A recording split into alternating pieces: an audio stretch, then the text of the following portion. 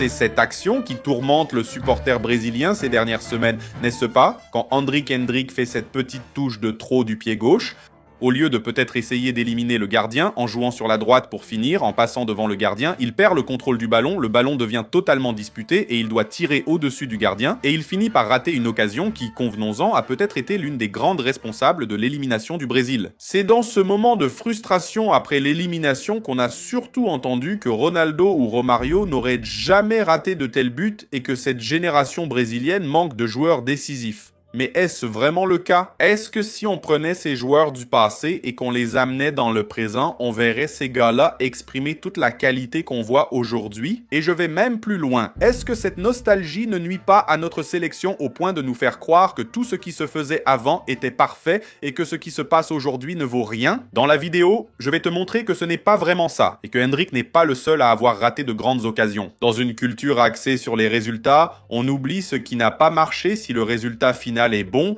même si la victoire vient seulement d'une séance de tir au but. Au-delà de ça, je veux te montrer comment le football a évolué. On a toujours des cracks brillants comme avant, mais aujourd'hui, ils font face à des défis bien plus grands. Cette coupe a été une véritable épreuve du feu à ce sujet. Viens, je pense que tu vas aimer. La première chose dont je veux parler ici, c'est que je pense qu'on doit clarifier certaines impressions sur le jeu, sur le football en général. Je remarque que le supporter, surtout celui qui suit le football tous les 4 ans, il regrette l'éclat et l'individualité. Du crack qui domine et élimine 3-4 joueurs et décide d'un match. Et je peux te dire, ça existe encore. Si tu prends le temps de regarder par exemple un match de Yamal, tu verras à quel point il peut être brillant. Ou même Vini Junior qui a raté un superbe but contre le Japon pour un détail. Mais oui, ces actions deviennent plus rares car le jeu a évolué. Avant, il existait un plafond de préparation permettant de battre de bons défenseurs avec une certaine marge. Mais aujourd'hui, ce plafond a beaucoup augmenté. Ce qui fonctionnait avant ne suffit plus aujourd'hui. Par exemple, il était possible autrefois de passer 2 ou 3 défenseurs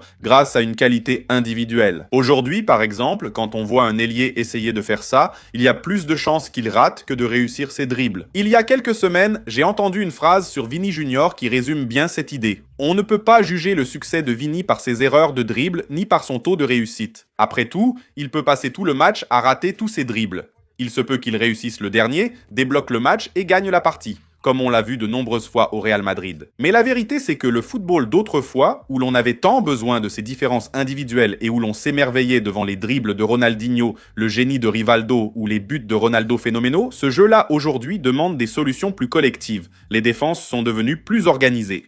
Et même des sélections qui auparavant ne se qualifiaient même pas pour la Coupe du Monde ont aujourd'hui cette opportunité grâce à une plus grande professionnalisation du sport. Ce n'est pas seulement le plafond qui a augmenté, le plancher aussi s'est élevé. Autrefois, il y avait des victoires écrasantes garanties à la Coupe du Monde, mais ce n'est plus le cas. Les espaces se sont réduits et j'ai quelques chiffres intéressants à te montrer. J'ai eu accès à une étude qui a comparé 3 époques du football, les années 70, les années 90 et l'époque actuelle. Cette étude date de 2022, mais elle reste très pertinente aujourd'hui. L'idée est de partir de l'origine du football moderne, dans les années 70, quand l'évolution est devenue régulière. Atteindre aussi une époque plus nostalgique des années 90, où aujourd'hui tout le monde ne voit que du glamour, mais à l'époque ce n'était pas vraiment le cas. Et le football actuel? Il y a aussi quelques détails intéressants. Quand on regarde l'évolution au fil du temps, alors que dans les périodes passées, la distance entre l'attaquant et le défenseur en phase défensive, c'est-à-dire la taille du bloc, variait entre 50 et 60 mètres. Aujourd'hui, si tu regardes un match de Coupe du Monde ou des grands championnats, y compris le Brasileirão,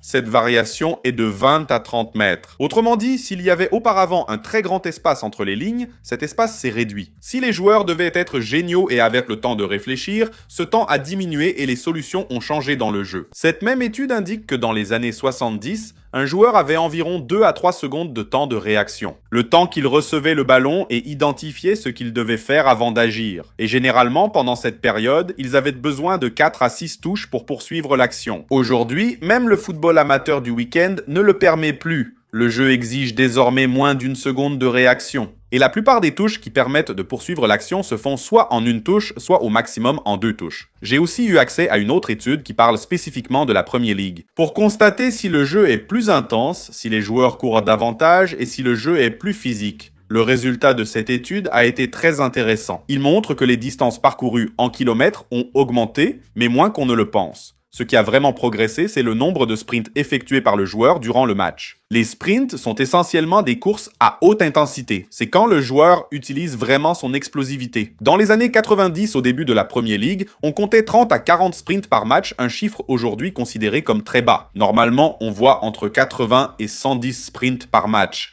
Et cela ouvre une nouvelle façon de voir le football. Regardons ces actions qui résument bien tous ces chiffres. Lors de la Coupe du Monde 82, le Brésil, alors l'une des meilleures équipes, a été éliminé par l'Italie dans ce match. Beaucoup pensent que c'était la meilleure équipe brésilienne de l'histoire à n'avoir jamais gagné la Coupe du Monde. Mais regarde comment l'organisation du jeu fonctionnait autrement. L'action se construit ici depuis l'arrière et on voit une équipe italienne qui en effet forme une ligne de 4 pour empêcher les infiltrations par ici. Mais la distance entre la ligne du milieu et la ligne de défense italienne est énorme. Autrement dit, la compacité du bloc n'existe pas comme à l'époque actuelle. Combien de touches ce joueur doit-il faire avant de décider? 2, 3. Et là, oui, il trouve une passe entre les deux intervalles. On n'atteint pas ces 4 à 6 passes, mais ce jeu permet peut-être de mieux construire et de porter plus le ballon. Le ballon arrive entre les lignes, rejoint l'espace libre, et là, c'est Zico, un joueur très différent, très en avance sur son temps, qui trouve un dribble désorganisant toute la défense. Mais en même temps, regarde comment le latéral vient presser ici sur Zico. Il laisse un énorme espace derrière lui, et personne ne vient couvrir. En même temps, la ligne du milieu comme ça, qui est dépassée, regarde le comportement de ce gars comme il est totalement passif. Comme si son seul but était de protéger l'espace et s'il se fait éliminer, que les autres se débrouillent. Le football moderne exige plus de solutions collectives qu'individuelles. Zico arrive à briser ce marquage.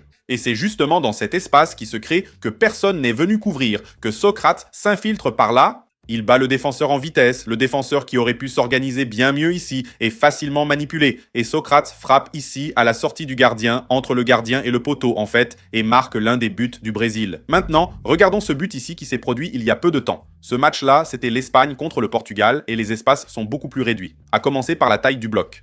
Voici la ligne de défense du Portugal et voici Cristiano Ronaldo, le joueur le plus avancé de l'équipe portugaise. L'espace est donc réduit, réduisant les espaces, le temps de réflexion et obligeant le joueur à agir avec moins de touches et avec un temps de réaction bien plus court. Rodri fait la passe à Mikel Merino qui subit la faute puis tire rapidement le coup franc. Regarde, le bloc reste très compact. Fabian Ruiz a davantage de temps pour réfléchir, mais les solutions arrivent plus vite. Il touche le ballon et cherche aussitôt à le faire circuler en 3 touches. Ici, la différence est énorme, non? Regarde la taille de l'espace entre les lignes dont dispose l'Espagne pour jouer, comparé à la taille de l'espace entre les lignes dans lequel Zico a joué lors de l'autre jeu. C'est pourquoi Rodri trouve des passes en une touche, des solutions plus rapides pour débloquer le jeu. Même la manipulation, dans 2 cas où la défense échoue et se fait manipuler, est ici bien plus subtile. Ferran Torres touche le ballon 2 fois, ça rappelle beaucoup le mouvement de Zico dans cette autre action, on va regarder ça dans un instant. Mais Ruben Dias saute à une hauteur minimale, il y a très peu d'espace pour la manipulation,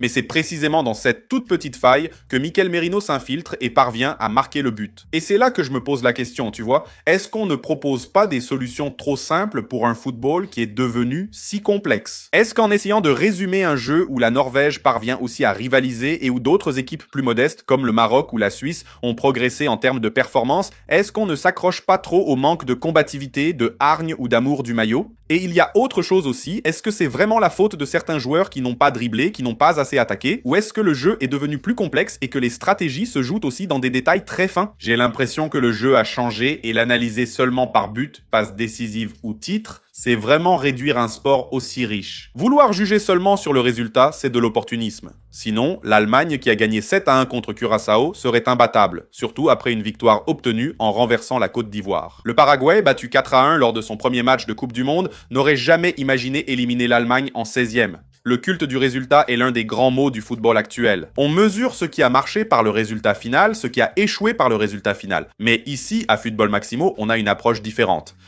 Au lieu de se concentrer uniquement sur ces grands chiffres, on est en train de construire notre fantasy game, un jeu en ligne où on pourra interagir les uns avec les autres et où on pourra rivaliser avec vous pour voir qui évalue réellement le mieux la performance des joueurs. Le 2 août, le lancement aura lieu sur la chaîne. Garde cette date parce que je suis sûr que tu vas aimer. Mais en plus du changement du jeu, je crois qu'il y a aussi un grand facteur de nostalgie. Bien sûr, on va analyser. Le parcours de Romario, élu meilleur joueur du monde et vainqueur de la Coupe du Monde. Celui de Ronaldo, qui a également vécu les 2 plus grands succès de sa carrière. comme des œuvres achevées qui n'ont jamais commis d'erreur, parfaites et qui, évidemment, occupent une place bien plus grande que des joueurs comme Hendrik, âgé de 18 ans, qui commence tout juste sa carrière. Mais je remarque que lorsque l'on s'attache uniquement à cet aspect émotionnel, la discussion sur le football s'est beaucoup appauvrie au Brésil. Tu as sûrement vu des interviews de joueurs champions avec l'équipe nationale brésilienne qui évoquent souvent un sentiment d'arrogance. Ils agissent comme s'ils avaient été parfaits en Coupe du Monde et, forts de leur palmarès, se permettent de juger n'importe quel joueur. Mais la vérité est aussi cruelle, et certaines actions montrent que le jeu n'était pas ainsi et combien nous sommes centrés sur le résultat. À ce moment-là, je sais que tu étais déjà prêt à taper sur le clavier en disant « c'est pas possible, il va comparer Hendrik à Romario et à Ronaldo ». Calme-toi, ce n'est pas ça l'idée. Je veux simplement montrer qu'on ne peut pas être injuste avec les joueurs actuels puisqu'ils ne sont pas encore des œuvres achevées. On est souvent injuste envers les joueurs et stars du passé en croyant qu'ils n'ont jamais commis d'erreur. Le football a évolué, l'espace s'est réduit, le temps de réaction est plus court et les joueurs font toujours des erreurs car ils restent des athlètes. Les anciens faisaient aussi des erreurs car c'étaient des athlètes. Ne vous laissez pas tromper par vos souvenirs. Voici le début de l'action du but raté par Hendrik. Vini s'en sort très bien. Il rentre vers l'intérieur, prend le défenseur norvégien à contre-pied, crée cet espace et justement à ce moment-là, quand ce défenseur-là, avec l'attention du défenseur partagée entre Vini et Hendrik, Vini donne une passe de l'extérieur du pied et trouve Hendrik dans sa course. La trajectoire du ballon aide aussi beaucoup, n'est-ce pas? Si elle vient en se refermant, Hendrik perd l'angle pour finir. Il contrôle le ballon et j'ai même vu certaines personnes commenter sur le fait que le ballon perd de la vitesse et gêne la course de Hendrik. Je ne pense pas que ce soit une excuse, d'accord? Il y a toujours cette marge de manœuvre pour corriger la trajectoire du ballon et de la course. Oui, Hendrik s'est vraiment trompé. Il contrôle le ballon et sur cette deuxième touche, en tentant d'ajuster pour une frappe du gauche face à 2 duels, il finit par se perdre. Peut-être que s'il ajustait un peu plus sa course vers l'extérieur, même en sortant de l'angle de tir, comme le gardien s'était déjà engagé à sortir ici, il aurait eu une meilleure chance de marquer. Il frappe un peu en piqué et rate cette occasion. Mais regarde comme c'est intéressant. Ce match ici, c'était Brésil contre Italie. Pas le Brésil-Italie de 82, où on a été éliminé et où cette sélection est considérée comme une équipe ratée. Celui-ci, c'est le Brésil-Italie de 94. La Coupe du Monde où nous avons battu les Italiens au tir au but en finale. Ancelotti était alors l'adjoint d'Arrigo Sacchi. Ce jeu est vraiment intéressant, tu ne trouves pas? Le ballon revient, l'Italie est plutôt compacte pour l'époque et lutte beaucoup pour le ballon même si Roberto Baggio reste assez passif au marquage. Il va y avoir cette inversion, le ballon arrive ici sur le côté, si je ne me trompe pas, à Cafu, excellent latéral, et il cherche une passe dans le couloir. Ça m'interpelle même de voir à quel point la défense protège mal cet espace, n'est-ce pas? L'augmentation de cette distance ici est énorme. Par exemple, comparé au centre de Vini en fin de première mi-temps pour Martinez-Martinelli, ou à l'action où Casemiro frappe au lieu de servir Neymar, l'espace était beaucoup plus réduit face à la Norvège. On parle ici d'une Italie finaliste de Coupe du Monde et d'une Norvège qui retrouve la compétition après de longues années. Cafu trouve cette passe au second poteau et on a cette occasion ici. Le ballon rebondit, ne touche pas le gardien, ne touche personne, et celui-ci c'est Bebeto, avec le but grand ouvert devant lui, et il finit par rater. Il essaie de contrôler le ballon, mais il perd le bon timing de la course, comme Hendrik. Le ballon revient, Romario tente de finir, mais ça ne donne rien. Tu te dis, Bebeto n'était pas exceptionnel, Romario aurait marqué, mais ce n'est pas si simple. Regarde cette autre action, tu verras. Le ballon arrive sur le côté, il va y avoir un 1-2, Bebeto part en dédoublement et encore une fois, il y a de l'espace dans le couloir à attaquer. La passe va trouver Romario, il arrive un tout petit peu en retard, Romario rate le bon tempo de la course. Encore une fois, ici il n'y avait pas autant d'espace, la passe arrive en retard, Romario essaye de s'ajuster, le corps non plus n'est pas une excuse, il frappe et rate. Ce n'est même pas que le ballon a été coupé, il rate le but ici. L'avantage, c'est que dans ce match, ensuite, l'Italie allait rater 3 pénaltys lors de la séance de tir au but et le Brésil allait gagner la Coupe du Monde. Alors je veux te laisser une réflexion ici. Si le jeu a changé, que les espaces se sont réduits et que les exigences ont évolué, est-ce que les stars du passé étaient vraiment aussi exceptionnelles que ça? Je ne veux pas rabaisser les stars du passé, mais la génération actuelle est-elle vraiment si mauvaise? Je parle du football en général, pas seulement de l'équipe nationale brésilienne, parce qu'avouons-le, si on commence à dire que la génération de l'équipe nationale brésilienne est mauvaise, alors il faudrait dire que la génération de l'équipe nationale norvégienne est spectaculaire. Et ce n'est pas la réalité, n'est-ce pas? Notre sélection est meilleure individuellement, mais les noms ne font pas tout sur le terrain. Et c'est justement en suivant ce raisonnement que, pour moi, même en étant brésilien, Messi est le meilleur joueur de l'histoire, pour moi, Pelé reste le plus grand de tous. Avec l'évolution du jeu, Je ne peux pas dire que les joueurs actuels ne sont pas meilleurs que ceux du passé, car le football exige plus aujourd'hui. Bien sûr, il y a l'argument parfait selon lequel Pelé, à notre époque, serait probablement sollicité différemment, il se préparerait différemment et, avec cela, il serait aussi le meilleur de cette génération. Et là-dessus, je suis même d'accord. Mais je comprends que cela reste dans le domaine de la supposition. Et nous avons une autre vidéo très sympa ici sur la chaîne que je vais laisser en lien ici à côté, où João fait exactement cette comparaison. Comment serait Pelé de nos jours?